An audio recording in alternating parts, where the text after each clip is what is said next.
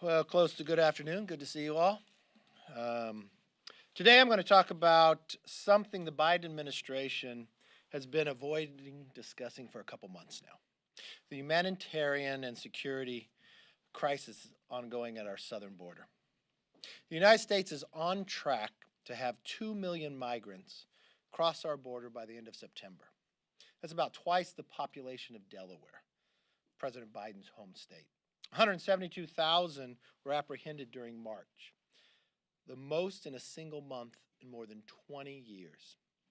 You notice the sharp rise on the chart behind me here, the display. The CBP actually had to extend the y-axis just to accommodate this historically high number. We currently have 20,000 unaccompanied children in our custody, the highest figure since the statistic has been tracked. Just in the past several months, 2 suspected terrorists were apprehended attempting to cross into our country. About a month ago when I was at the border speaking to the Border Patrol agents, they told me about those that they have apprehended on the terrorist watch list. When I came back and presented it in the press conference, we had Democrats, colleagues of mine, actually call me a liar, challenged me because they believed they had the same security clearance as I did for the knowledge of what they would know. They were proven wrong. Never once apologized, but worse, never did anything to stop it. And since that time that they have been notified, we've now found that 2 more individuals on the terrorist watch list from Yemen have been apprehended. And they weren't together. They were on separate days. The question rises, why were they coming? Who brought them here? Who were they going to meet with in America? And what did they have planned for us? I think these would be the questions of the vice president as well, but she's yet to go to the border. I met yesterday with the CIA director, talked to him about some of these issues as well. The amount of fentanyl seized this year increased by an alarming rate of 233% from the same period last year.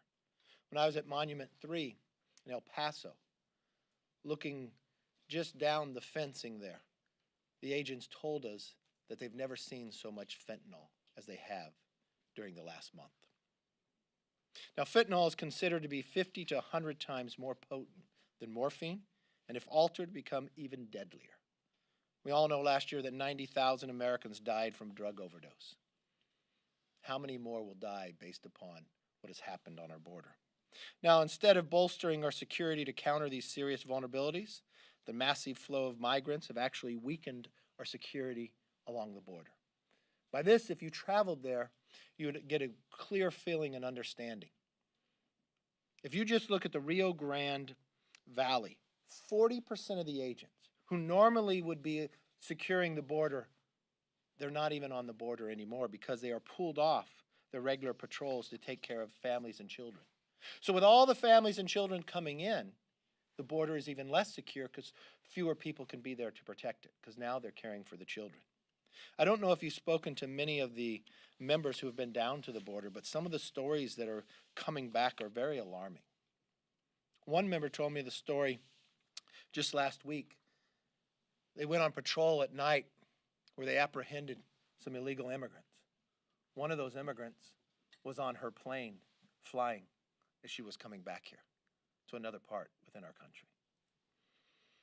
Never tested for COVID.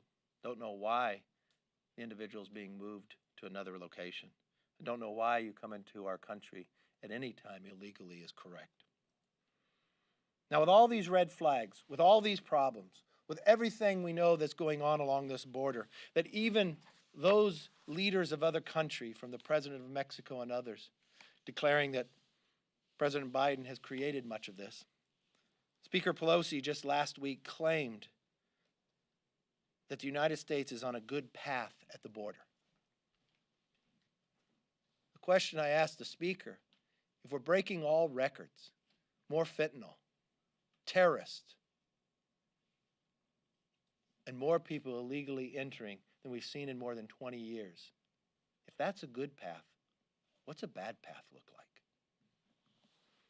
Now, Vice President Harris, who President Biden appointed to oversee the border, has yet to actually travel to the border and has no plans to do so.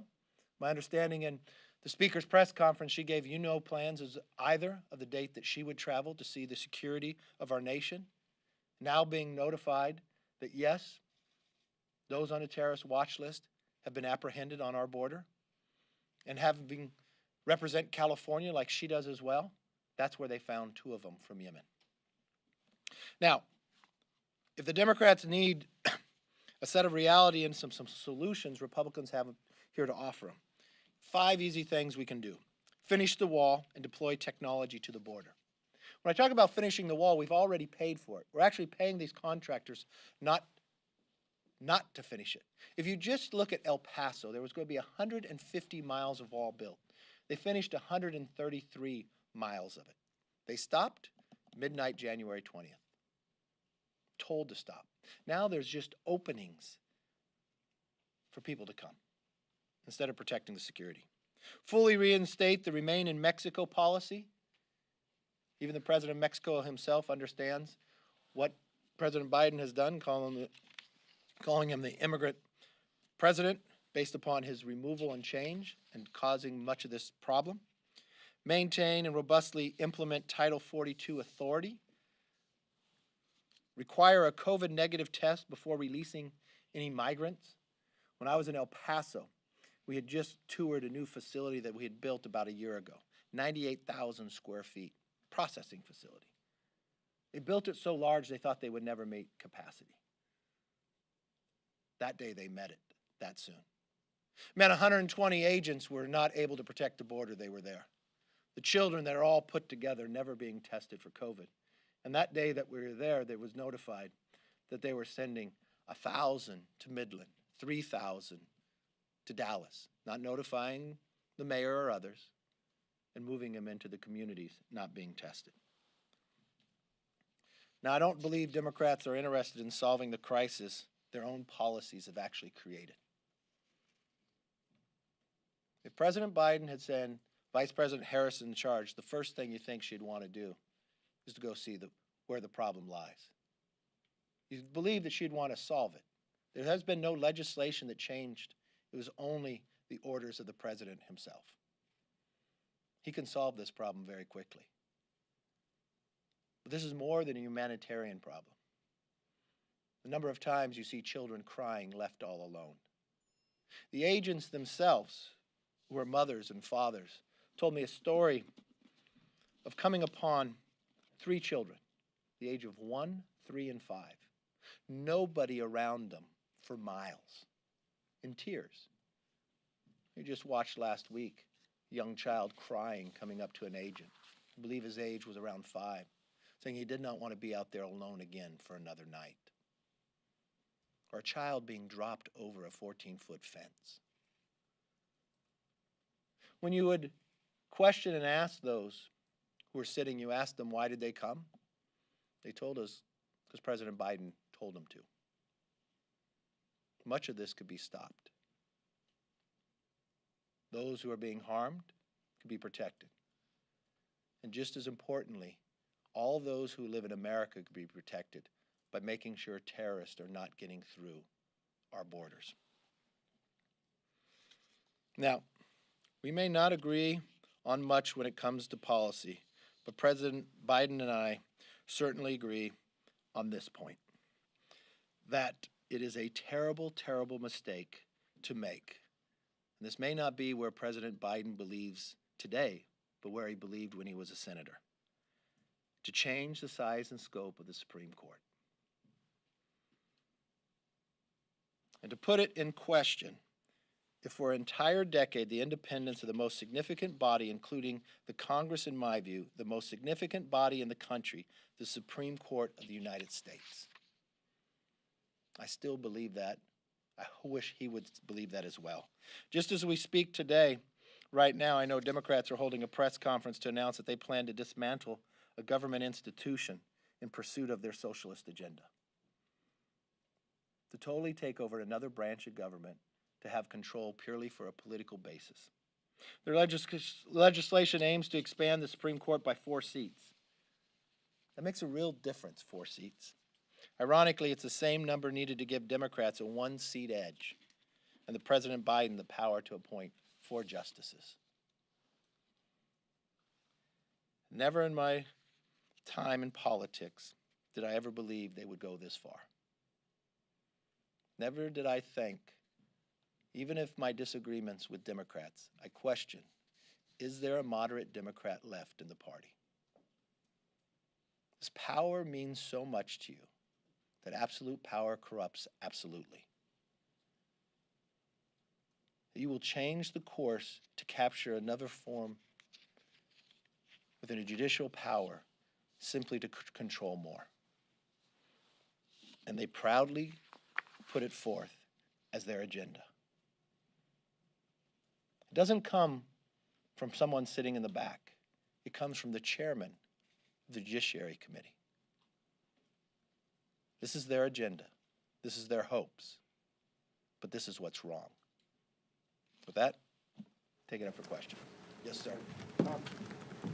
The House Judiciary Committee has oversight of the Department of Justice. So is it appropriate that when a member of that committee is under investigation by the Department of Justice that they stay on that committee, like Representative Gates?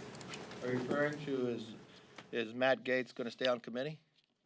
Matt Gaetz is the same as any American. He's innocent until proven guilty. There's no charges against him yet. If a charge comes forward, that would be dealt with at that time. Yes. Oversight of the Justice Department on that committee. Is there anything that could come out in media reports before the probe concludes that would push you to remove? That's a hypothetical question. I'll deal with whatever issue as it comes. As of right now, Matt Gaetz says he is innocent. There's an investigation going on, and I'll let the investigation take care of itself before I take any action. Mr. Leader, have you spoken to Congressman Gaetz? Yes, I have. Can you tell us more about that conversation? I've spoken to Mr. Gaetz about the accusations. He's told me he's innocent of the accusations. I explained to Mr. Gaetz the rules inside our conference. If there was something to come forward, we'd take action. You speak with Yes. him? During address to Congress later this month, there's going to be a limited number of tickets. What's your understanding of how the tickets are going to be split up, how many tickets Republicans are going to get, and do you anticipate that you will be attending? I do not know anything about the tickets. I don't know how many they will allow in there. Yes, I plan on attending. Yes, ma'am. Thank you, Mr. Leader. You've gone down to visit with former President Trump a number of times at Mar-a-Lago. Can you tell us a little bit about his mood and perhaps his interest in helping Republicans win back the House and Senate? And on that note, also, can you say, do you want him to continue taking on some of the leaders among the Republicans here, Liz Cheney or Lisa Murkowski, and targeting them for defeat? A lot of questions in there. Let me tell you. Yes, I have met with the president a couple times. He's always fully engaged. The president engaged in a recent campaign we had to fill the seat of Luke Letlow, and in his engagement actually helped win the primary early. Julia Letlow was elected and sworn in yesterday. Very excited. First Republican woman from Louisiana. Very impressive. In a 12-person field, she won in a primary with 65% of the vote. Mathematically, almost impossible, people would say at times. The party was very united there.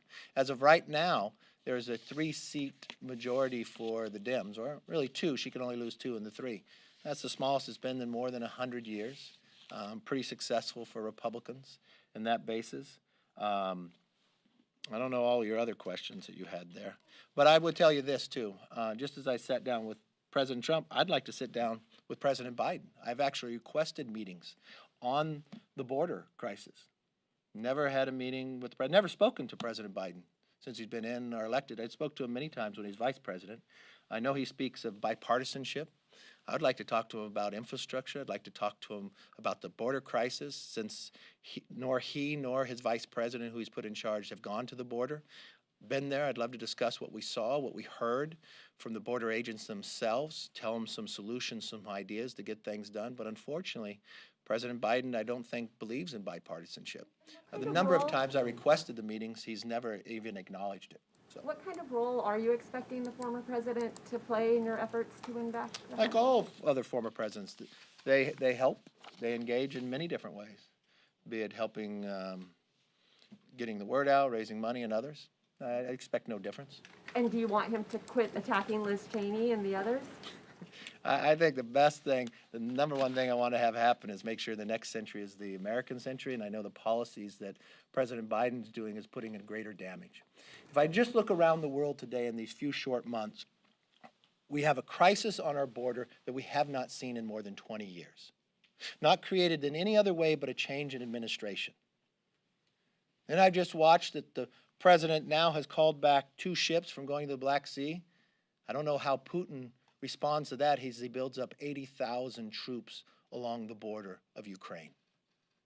I watched China, our adversary, and Russia get stronger as President Biden changes the energy policy in America. I watched Americans get laid off, that he ends the XL pipeline but does nothing to stop Nord Stream within Russia. Even though Congress, on a bipartisan basis, passed the bill to put sanctions, he chose different sanctions and a weakness. So I do know if the next century is going to be ours, we're going to have to change administration. We're going to have to change Congress, where we have a speaker today who thinks the border is in good shape. That's my focus. Yes, sir. On proxy voting, that's been extended through May 19th, if I remember correctly.